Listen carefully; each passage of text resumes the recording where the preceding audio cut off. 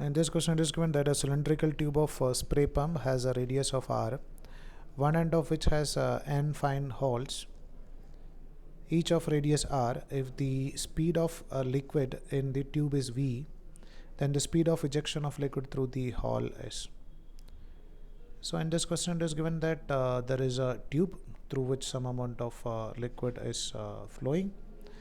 So we are considering that the radius of this tube is equal to nothing but r, and one end of which has n number of fine holes, small holes of n number of holes, and radius of each hole is nothing but r. So we can take it as area of each hole is equal to nothing but pi into r square. The speed of liquid in the tube is, inside this one liquid is flowing with the velocity v, then the speed of ejection of liquid through the hole is.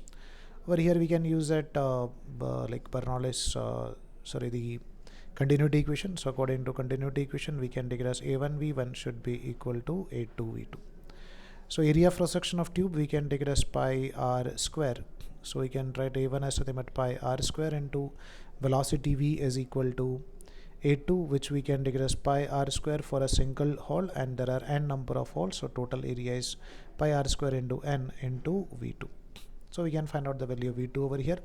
This pi and this pi get cancelled, so we can write the value of v2 is nothing but v into r square divided by r square by n will be the value of velocity v2 over here.